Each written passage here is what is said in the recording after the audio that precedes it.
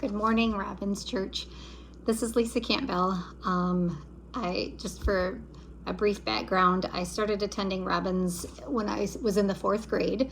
My sister started coming to church after attending the youth group with a girlfriend. Back then we called it MYF.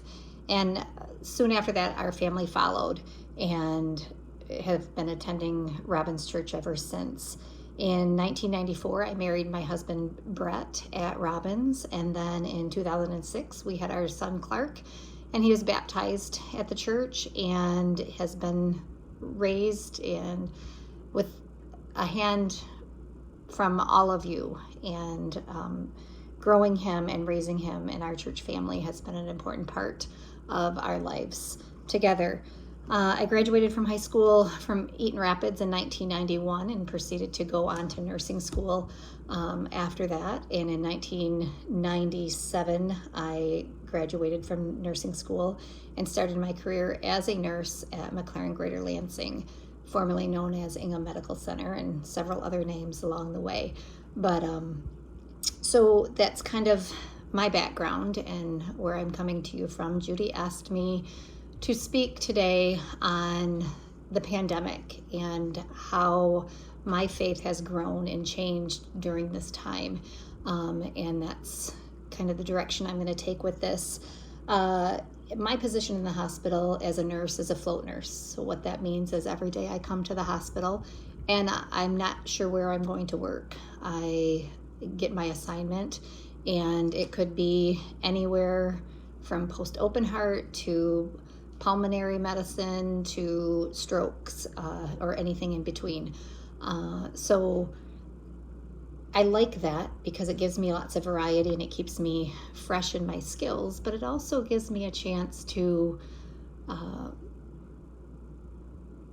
have God be a direct part of my life in what I'm doing at work every day. And my prayer as I go to work in the morning is that He would use me and place me where He needed me.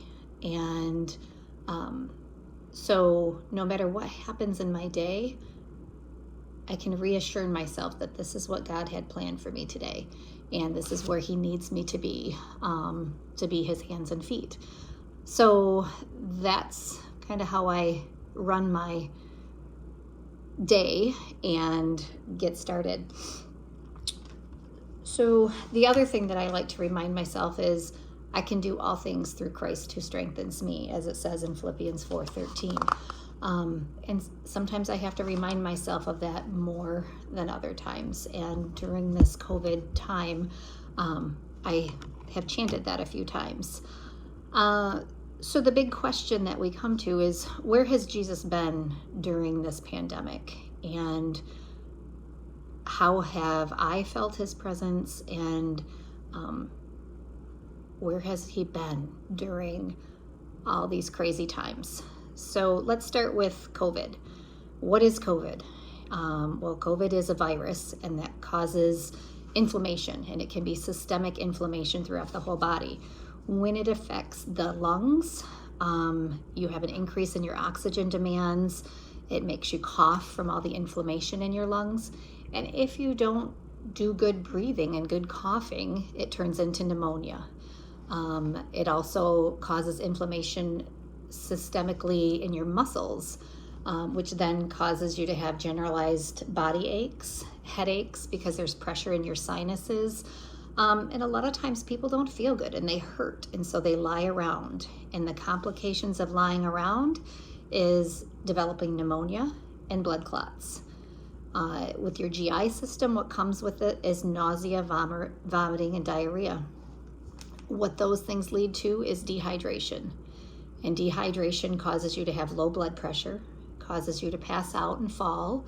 It can also cause your kidneys to shut down and you to have a kidney injury or kidney failure, sometimes leading to dialysis.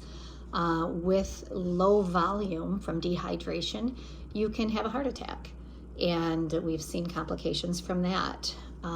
Also, when you're sick and you're nauseous and you're not able to keep food down, people aren't keeping their medications down. And so when you don't get your normal medications down, you have issues with your thyroid if you're on something for that.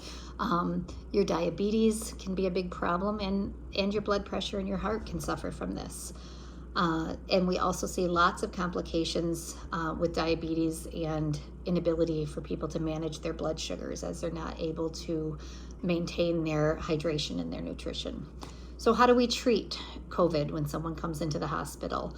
Well, it starts with hydration. So lots of IV fluids, which can often be challenging if someone comes to us and they're very dehydrated and their veins are collapsed, and it just is a challenge to get access into their venous system. We also put them on steroids to treat the inflammation, which helps with the breathing.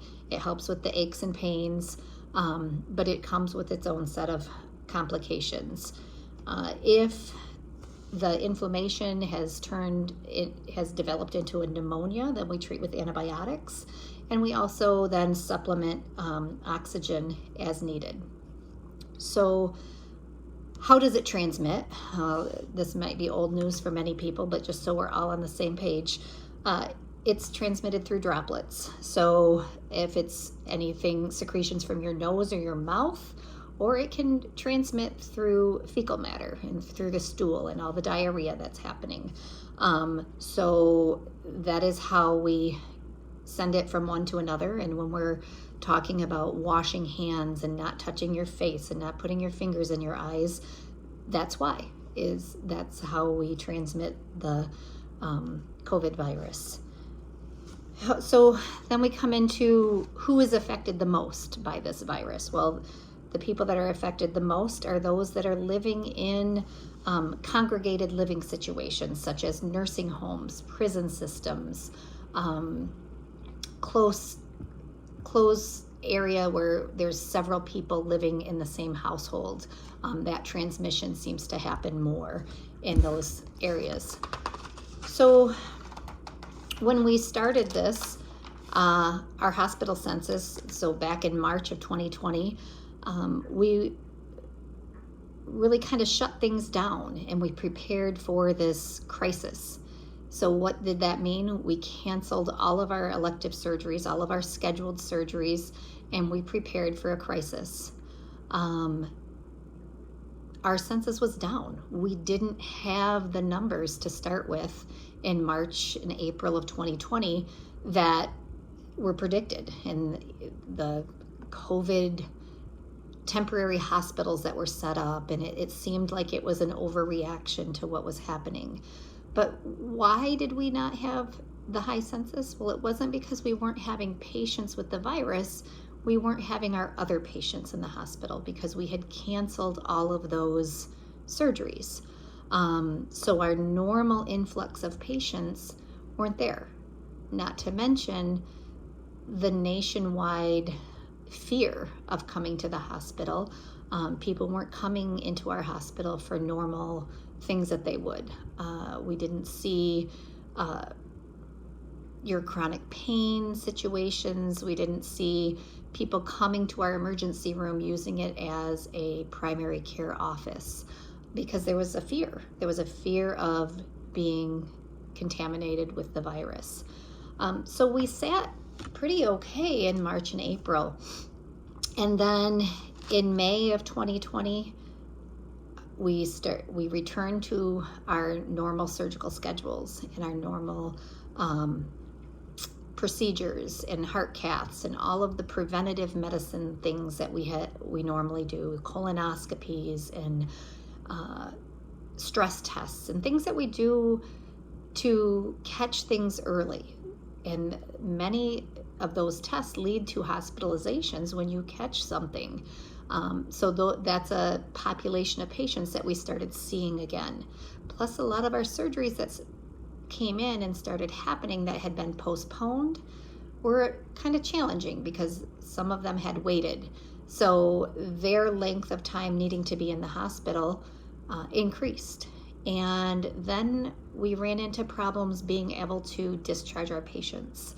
When we had a high population of patients coming in from nursing home facilities, we had a very hard time getting them back to their facilities. If they came to us and they were COVID positive, many facilities wouldn't take them back because of that contamination, cross-spreading risk.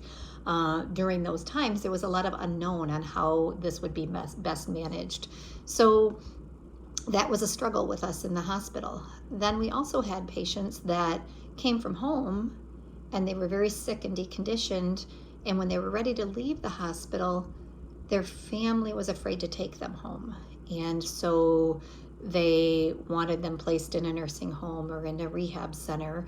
And it was very tight getting beds into those places because, number one, a lot of them wouldn't take patients back that had the coronavirus, and others had lost their staff. Many people left the job force during this time because they were afraid to work in those areas, or they had gotten sick and didn't go back. They didn't have the staff to take care of their patients anymore. And so once they would come into the hospital, it was very hard for us to get them discharged back to their facilities. So that delay in transitioning people out of the hospital caused great influx in our census numbers. So our number of patients in the hospital started to become more and more overwhelming for the staff that we had to take care of them. The other thing that we saw were patients that were coming to us from the nursing facilities that were super deconditioned. So if you think about what had been happening in the nursing homes once March 2020 came, and visitors were no longer allowed.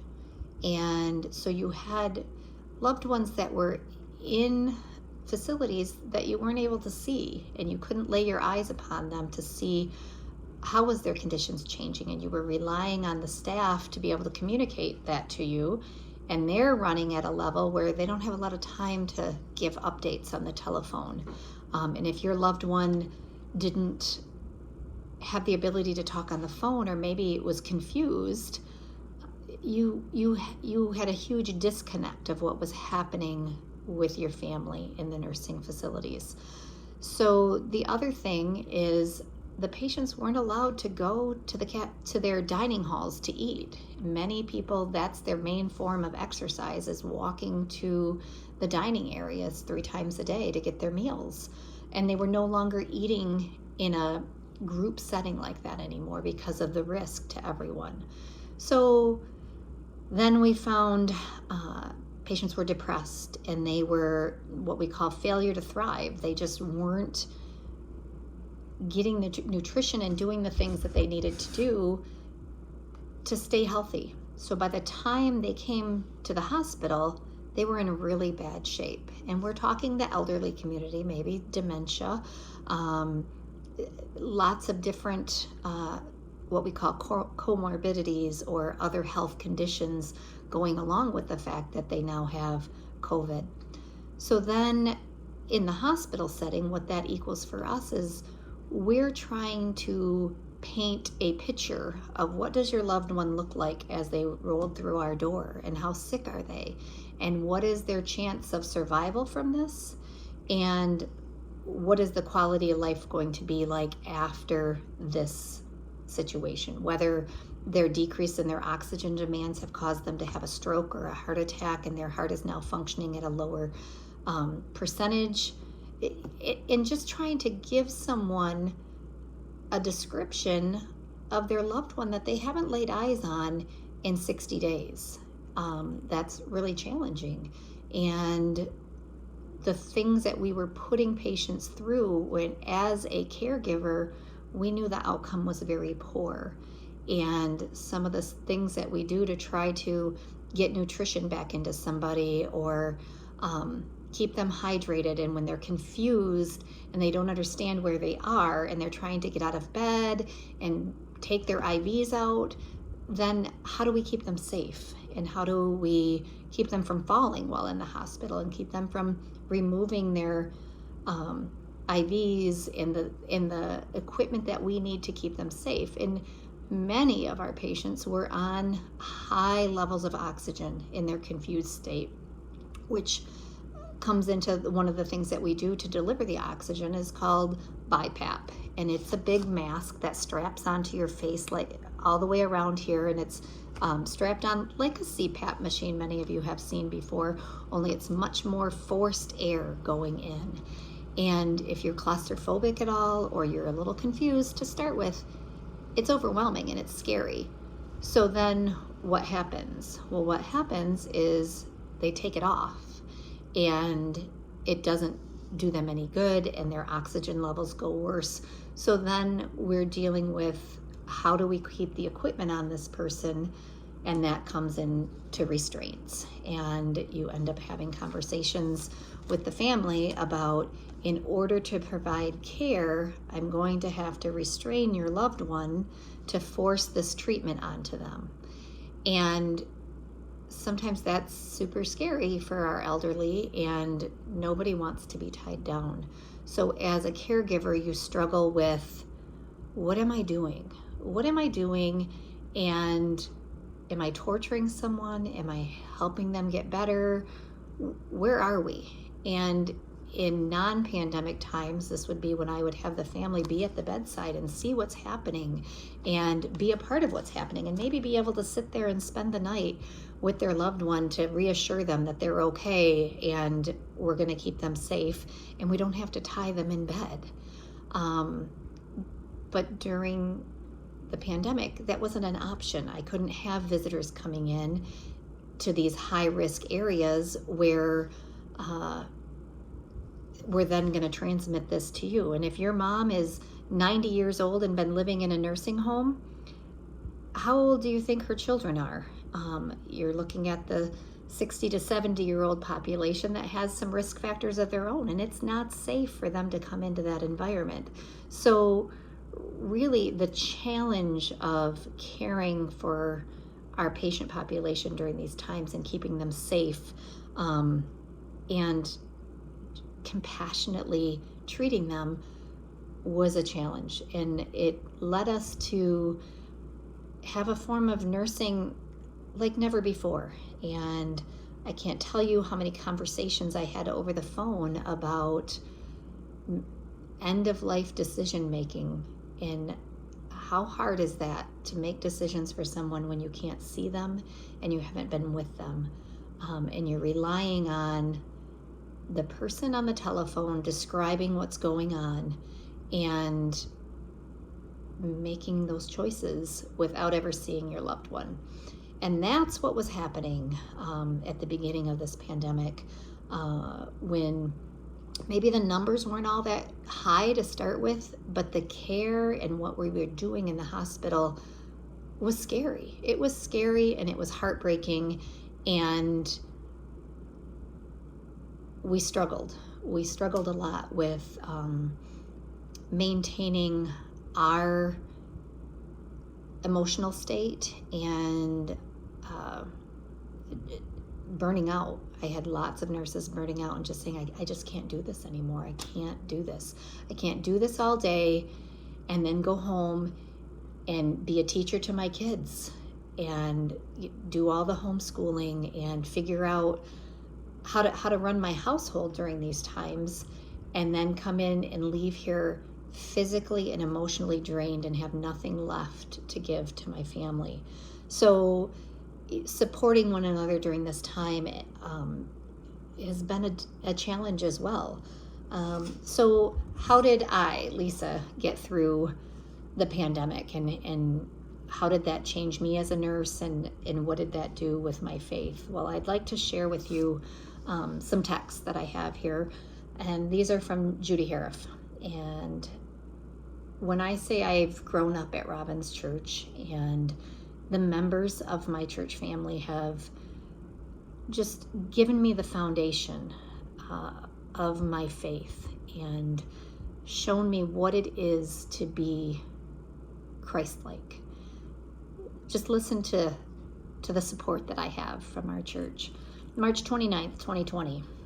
We are lifting you in prayer. May you know God's love, protection, and grace as you work during these dangerous times. Daryl and Judy. My response, thank you so much. About all the time I had at that moment. This is Nurses Week, May 2020. Thank you for being a nurse, especially today. My response, thank you, Judy. I appreciate you and Daryl and all the spiritual support you give me and my family.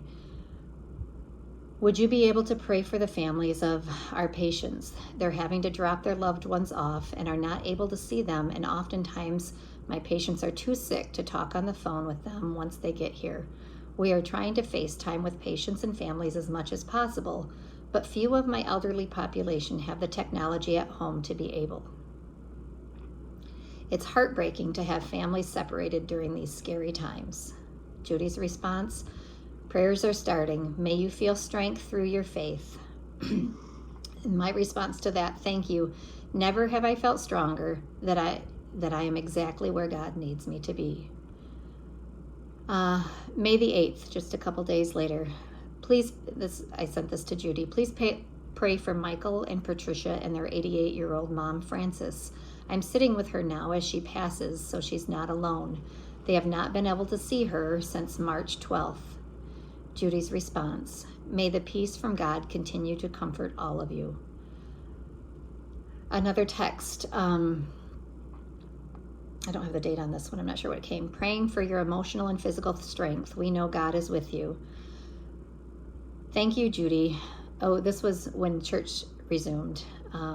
Thank you, Judy. We are going to continue to worship from home for a while longer. I have been caring for COVID positive patients, and even though I have no symptoms, I can very well carry the virus to someone with low immunities. June 25th, 2020. Continuing to lift you in prayer, concerned you may be back in the battles as the numbers rise. God bless you and give you energy. Sunday, November 1st, 2020. I am concerned that the increase of COVID-19 is stressing you and the staff to your limits, praying for your protection. My response, we are currently at our highest number of cases since the start of the pandemic. Our testing results and processes have drastically improved, and we had gained significant knowledge of best practices and treatment therapies. We are busier but much better prepared for what we expected to be the worst months. Thank you so much for your support and prayers. We are so blessed to have you and Daryl in our lives.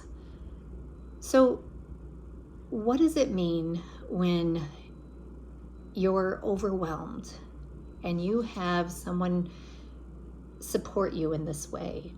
How does that feel? Well, it feels empowering. It feels like I'm not alone, and I know I'm here with my coworkers, but I know I have this support from home and from my church family that helps me drive through these tough times.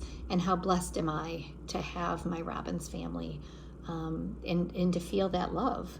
So thank you. And I just really appreciate where I come from. So thanks. So I also am very blessed to work with people of strong faith, and I have a manager that supports me and supports the way I care for patients and the passion that I bring for that. And sometimes I can be a very strong, powerful personality, and I'm very, very passionate about my patient's safety and my staff's safety. And I can be demanding in my beliefs when it comes to that safety. So I have never doubted the fact that she shares my convictions. So this was right after Easter, and we had another surge in our numbers. And at this time, families were getting back together, and this was Easter 2021. And we had people that were transmitting the virus that didn't realize they even had symptoms. And where that really struck was when they got together for Easter with their loved ones that were immunocompromised. So right after Easter, we had a big surge of very sick people. And our intensive care units were full.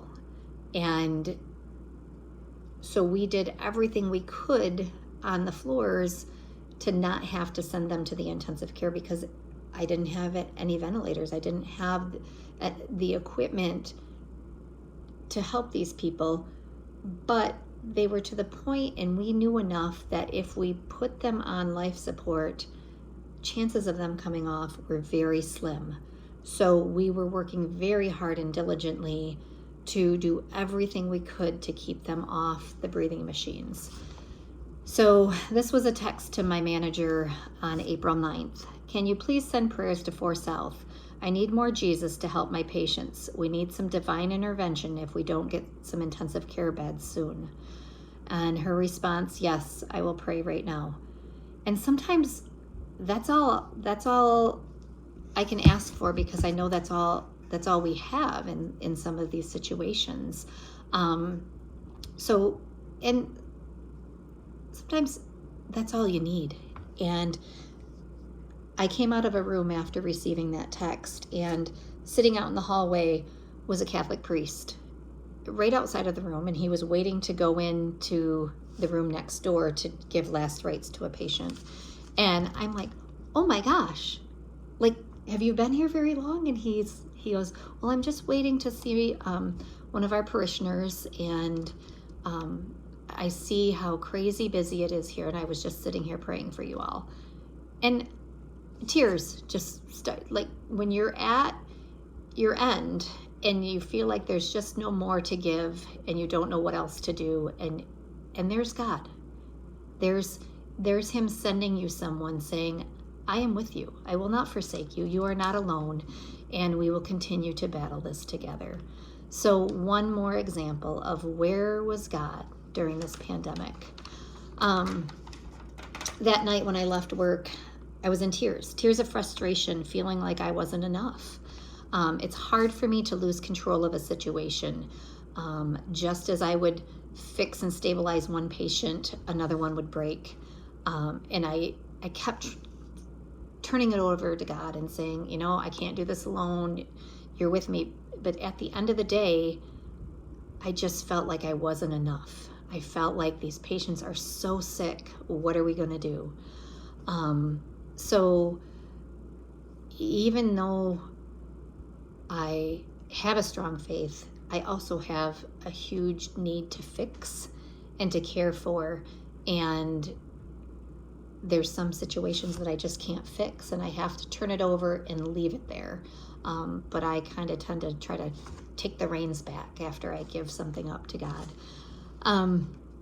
So here's my final example of where was God during the pandemic. And this scripture has never been lived out for me more than it was during this time. And that's Matthew 25:40. The king will reply, truly I tell you, whatever you did for one of the least of these brothers and sisters of mine, you did for me. My hospital has a contract with the state of Michigan Department of Corrections. We house incarcerated people who need to be hospitalized, and we have a locked, secure unit. And when we talked about who are the highest risk patients, it's your imprisoned patients. They're living in that close quarters and not always having the best hygiene. So we saw a huge influx of patients coming into the hospital with the virus. The problem that I have in my secured unit and the locked unit is once a patient who has COVID needs to go on the BiPAP, or that high flow oxygen going into their face, they have to be in a specialized room that has, we call it reverse airflow, but it's a flow of the circulation of the air in the room to turn that air over very frequently to decrease the risk of spread. And I don't have that in our secured unit. So when a patient needs that treatment, they come out of our secured area and 2 officers come with them. And then they come out into the general population. So that leads me to Bob and I want to introduce you to Bob. Bob was in our prison unit. He has positive for COVID. He had no appetite. He hadn't been eating or drinking well. His blood pressure was low. His heart rate was high. And Bob really was very withdrawn, and he didn't even acknowledge you when you came into the room, wouldn't really speak to you, and he kind of just did what he wanted to do. And it didn't seem to matter what we said. His clotting levels were all screwed up, and we figured that he probably had leukemia or lymphoma, and it just hadn't been diagnosed yet. But he wasn't in a condition to go through the testing to get a diagnosis of that. We could do the blood work, but we couldn't do a bone marrow biopsy or different tests that we needed to secure that diagnosis, nor was he stable enough to start treating that with his respiratory status. He needed blood transfusions, he needed IV antibiotics, he needed IV fluids, and he was very dehydrated. So he had very poor veins, and it was very hard to get an IV into to give him those treatments. So my first encounter with him was when a coworker of mine asked me to start an IV. And so I go in and I meet Bob, and he doesn't really talk to me at all, and I'm all in my trash bag isolation gown with my big N95 mask on and my goggles and my hair covering, and I'm starting his IV. And I look to find a vein, and here's Bob, and he's covered in tattoos all the way up and down his arms. Lots of ink. So I finally get an IV into him, and some of these pictures that I'm seeing on his arms they make you blush. Not a lot of clothing on the people in the pictures. So I try to be open-minded, but it's hard for me not to just start judging and, coming up with, oh, seriously, here we go. So we moved him off the secured unit, and we got him to the 4th floor. I got him on the BiPAP. I have fluids going, and his blood is ready. And so I just needed to go pick up his blood. So I go do that, and I come back, and I walk in his room to give him a blood transfusion, and Bob has taken off his oxygen mask. He's trying to get himself to the bathroom. He's pooped all over the floor, and my IV that I was very challenged to get in is stretched super tight, getting ready to be pulled out. And I was very angry. I was very angry and frustrated that here's a prisoner who's taking up all of our time and our energies, and I have very sick people in the hospital. Not that he's not sick, but he doesn't appreciate it. He's not receptive to what we're doing, and why are we wasting our time? And these are the things that are in my head in this moment. So what does the great Christian, loving Lisa, hands and feet of God, say to Bob? Are you trying to die, or are you just stupid? Doesn't that sound wonderful? Doesn't that sound like God was working through me in that moment? Not a super proud moment.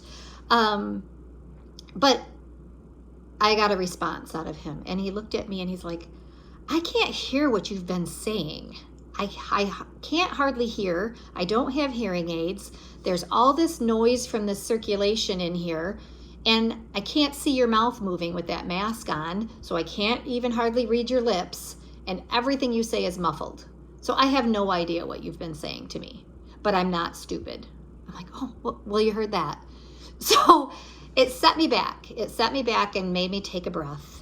And I got his oxygen back on and put him on a commode at the side of the bed and counted to 10. And I'm like, okay, let's get you cleaned up. Let's get you cleaned up so we can start treating this. And now I'm talking close to him, right at his ear, so he can hear me.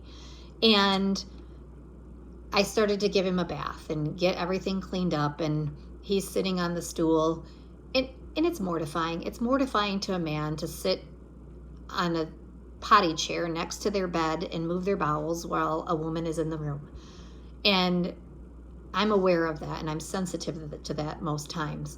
But when we're in a life and death kind of situation, you just kind of have to deal. And so as I'm washing his back, I see this tattoo across his neck, and it said Psalms 86. And so I started to have a conversation with him, and I'm like, well, what's Psalms 86? And he's like, a Bible verse. I'm like, I know it's a Bible verse, but I don't know what it says. And, and I'm kind of testing him. Did someone just put that on his neck and he has no idea either? Or, where are we at? Because I'm kind of a smarty pants like that. But his response to me is, he goes, it's David crying out to the Lord in his most down times, and he just surrenders and he submits himself to the Lord. And that is where I found myself when I found the Lord. And so let me just read to you Psalm 86. A prayer of David. Hear, O Lord, and answer me, for I am poor and needy. Guard my life, for I am devoted to you. You are my God. Save your servant who trusts you. Have mercy on me, O Lord, for I call to you all day long. Bring joy to your servant, for to you, O Lord, I lift my soul. You are forgiving and good, O Lord, abounding in love to all who call to you. Hear my prayer, O Lord. Listen to my cry for mercy. In the day of my trouble I will call to you, for you will answer me. Among the gods there is none like you. O Lord, no deeds can compare with yours. All the nations you have made will come and worship before you. O Lord, they will bring glory to your name, for you are great and do marvelous deeds. You alone are God. Teach me your way, O Lord, and I will walk in your truth. Give me an undivided heart, that I may fear your name. I will praise you, O Lord my God, with all my heart. I will glorify your name forever. For great is your love towards me. You have delivered me from the depths of the grave. The arrogant are attacking me, O God. A band of ruthless men seeks my life, men without regard for you. But you, O Lord, are a compassionate and gracious God, slow to anger, abounding in love and faithfulness. Turn to me and have mercy on me. Grant your strength to your servant and save the son of your maidservant. Give me a sign of your goodness, that my enemies may see it and be put to shame. For you, O Lord, have helped me and comforted me. So there's what Bob identifies with, David. And where do you go with that? Here's all of these amazing bits of art on his arm, and then scripture on his neck. So over the next 2 days, I took care of Bob, and I was ministered by him, and in a way that I'd never experienced before. And this is what I've learned.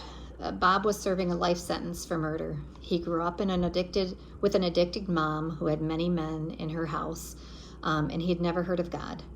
At a young age, he joined a motorcycle gang, and they became his family, and he knew that they always had his back. Once in prison, Bob was exposed to Jesus through the Forgotten Man ministry.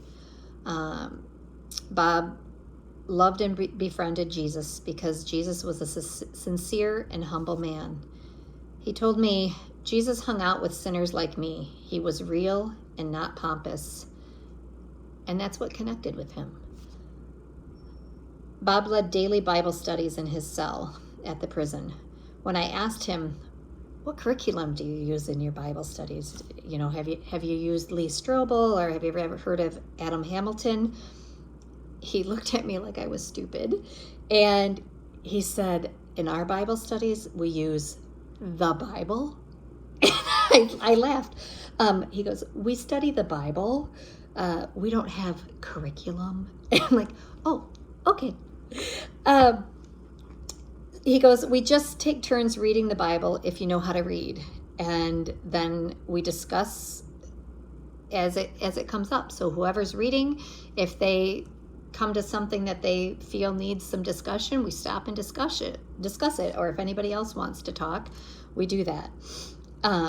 He said, Lisa, Jesus taught in parables, but my people have a hard time relating to some of those.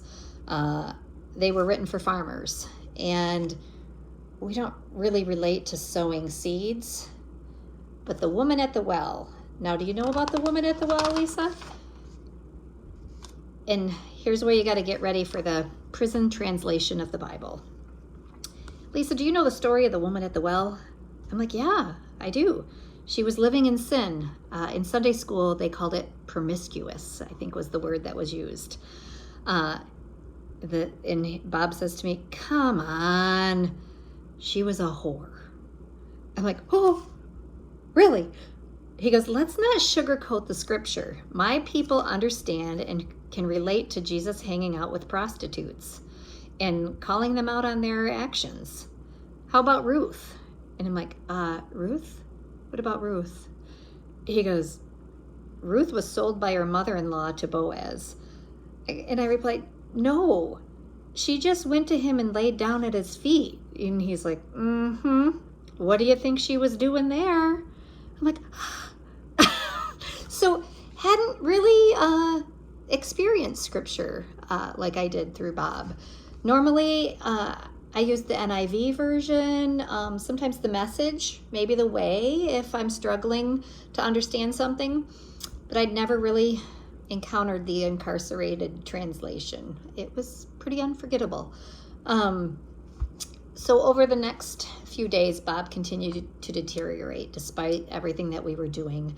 I had many discussions with him about quality and comfort and what he wanted in his care. He told me he wasn't afraid to die, but he didn't think it was his time. He felt God still had more for him to do. Then he shared an experience with me. And this was an experience he had on the way to our hospital. When you are incarcerated and you're having a critical medical event, you go to the nearest emergency room to your facility. So he was in general public emergency room, in a curtained room, and next to him was an elderly woman. He was able to hear enough to know that she had fallen at home and was no longer able to return to home to care for herself. She'd be admitted to the hospital and then placed into a nursing home. He told me that his guards were distracted by their phones and the nursing staff, so softly he said to the lady through the curtain, "It sounds like you're getting some tough news and are going to have to make some big changes in your life." She responded that it seemed like he had made some bad choices in his life. He said he laughed and said he was paying the price for those, but wondered if he could pray for her. He said he felt God pushing him to make a connection with this lady.